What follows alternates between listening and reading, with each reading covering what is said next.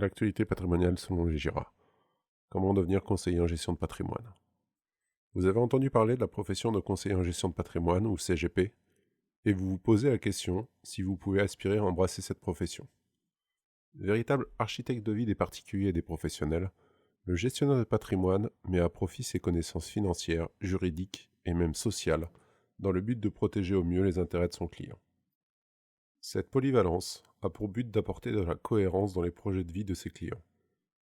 Comme une maison, un patrimoine doit se bâtir sur des fondations solides pour résister aux accidents de la vie, que sont le divorce, l'invalidité ou le décès de son conjoint. Mais comment faire pour acquérir les compétences nécessaires pour réussir dans le métier? Existe-t-il un cursus idéal pour faire de vous un des conseillers en gestion de patrimoine les plus aguerris? La valeur ajoutée du gestionnaire de patrimoine. Quand on parle de conseil en gestion de patrimoine, cela comprend un large éventail de domaines de compétences, allant du conseil en ingénierie patrimoniale jusqu'à la transmission du patrimoine. Et malheureusement, si en tant que conseiller, il y a un ou plusieurs domaines qui vous échappent, nous vous conseillons de parfaire vos compétences à travers des modules de formation spécialisés. L'ingénierie patrimoniale, malheureusement, cela ne s'invente pas. À ce titre, j'ai créé des modules de formation adaptés disponibles en ligne sur la Legira Academy. Une approche globale. Le rôle du CGP est d'accompagner ses clients dans la durée pour que ces derniers puissent répondre à leurs objectifs de vie. Tel un architecte de projet de vie, le CGP est capable de travailler aussi bien sur la constitution de patrimoine que sur sa gestion. Le but ultime reste de le transmettre à ses proches pour leur assurer un avenir meilleur.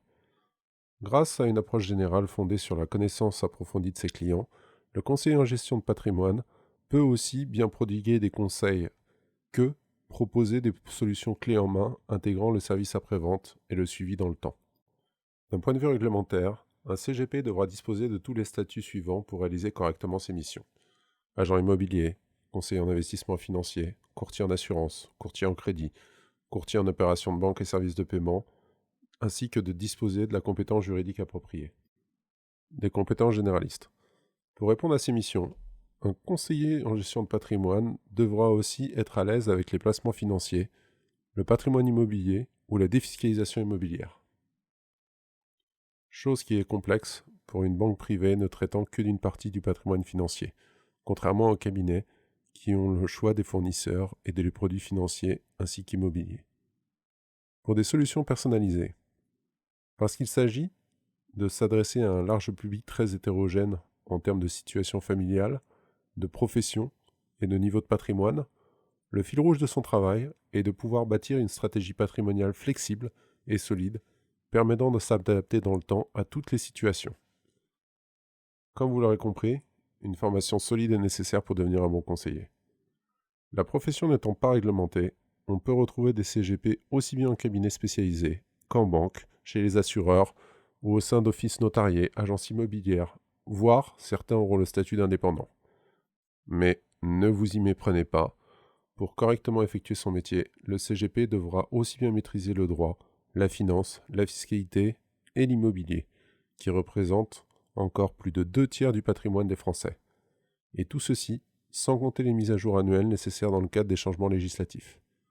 Autant vous dire que sauf à avoir une approche généraliste dans un cabinet, vous n'aurez jamais la compétence suffisante au sein de votre banque, compagnie d'assurance, agence immobilière ou cabinet de courtage.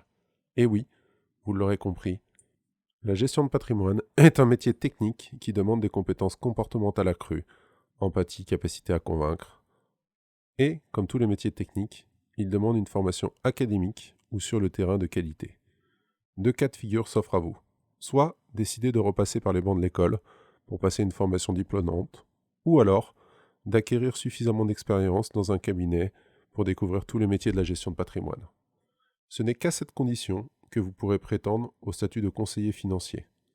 Il vous permettra de préconiser conseil juridique à travers la rédaction d'actes ainsi que la mise en place de toutes les solutions patrimoniales possibles.